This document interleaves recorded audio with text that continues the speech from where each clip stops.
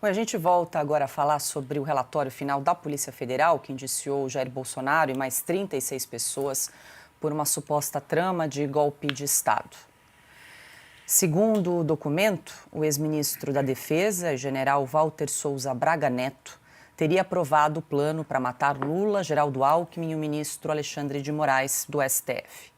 No caso de Moraes, de acordo com a PF, o plano para executá-lo em 15 de dezembro foi abortado devido à recusa do alto comando do Exército de aderir à suposta tentativa de golpe. Um trecho do relatório cita a postura do general Freire Gomes de manter a posição institucional. O relatório da Polícia Federal também menciona uma troca de mensagens que demonstraria a adesão do então comandante da Marinha, almirante Almir Garnier, ao suposto plano. A conversa entre o tenente-coronel Sérgio Ricardo Cavalieri e uma pessoa desconhecida, relatada pela PF, aponta que Garnier tinha tanques no arsenal prontos para supostas ações. Hoje, em nota, a Marinha negou qualquer planejamento ou mobilização, abre aspas, para execução em ações que tentassem abolir o Estado Democrático de Direito.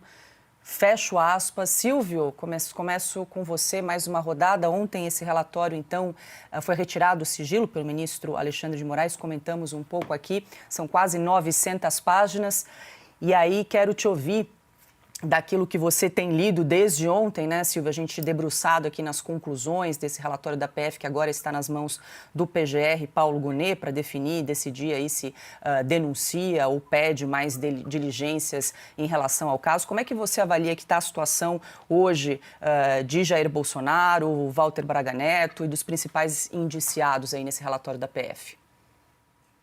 Bom, primeiro deixa apontar mais uma vez que esse relatório da Polícia Federal são 884 páginas, quase 900 páginas. Levaram anos para fazer isso, né? Pelo menos 2 anos. Ele é uma colcha de retalhos mal feita, toda torta. Não há materialidade que comprove a participação das pessoas que eles querem imputar em crime. Por exemplo, a figura do presidente Jair Bolsonaro. É algo mais ou menos assim. Em algum momento foi dito numa conversa de WhatsApp e horas antes essas pessoas estiveram com o presidente Jair Bolsonaro. Enfim, é um emaranhado muito ruim. A Polícia Federal é uma instituição séria. Tem pessoas sérias que fazem carreira na Polícia Federal. Delegados, agentes, peritos. Então, é preciso respeitar a instituição da Polícia Federal, porque esse relatório não é sério. Esse relatório tenta empurrar para a sociedade, para o brasileiro, uma trama golpista absolutamente inexequível, impraticável, que não aconteceu. Os tanques da Marinha estavam prontos para sair. Alguém acredita de fato nisso? Alguém acredita que que um oficial não conseguiu pegar um táxi e por isso um golpe de Estado não ocorreu? Ou que o veículo que seria utilizado era um Fiat Palio, eu repito, de Brasília a Goiânia, fez esse trajeto em 15 de novembro de 22. Alguém acha que isso aconteceu? Que um grupo, vamos lá, não são só os kits pretos que o Brasil também descobriu, agentes de infiltração, né, preparados para trabalhar em operações complexas, talvez como faz o Mossad do outro lado do planeta. Mas vamos lá, não estamos aqui para desdenhar. Mas alguém acha que essas 37 pessoas indiciadas dariam um golpe num território com 8 milhões e meio de quilômetros quadrados? O que é que aconteceria na Amazônia? O que é que aconteceria no Sul? Qual seria o comando central? O que aconteceria com o Congresso Nacional? Os governadores? Isso estava combinado com quem?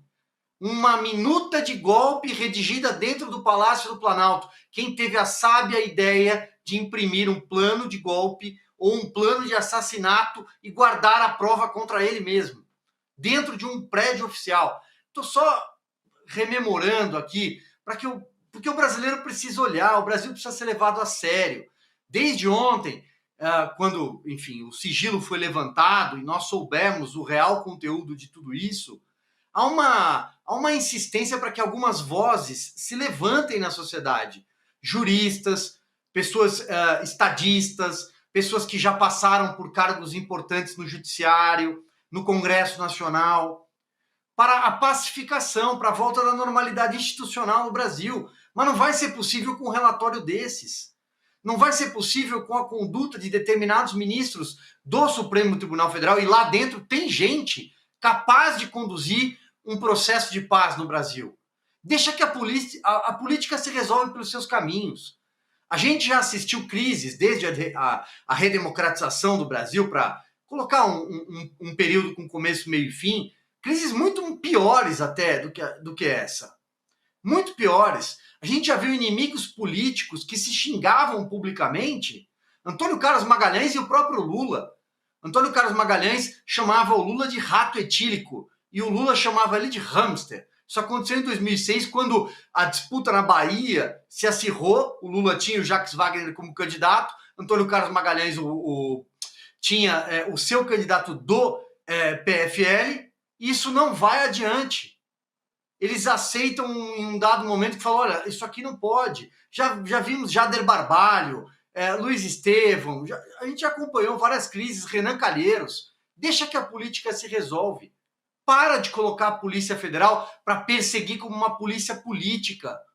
O Supremo Tribunal Federal não pode fazer política.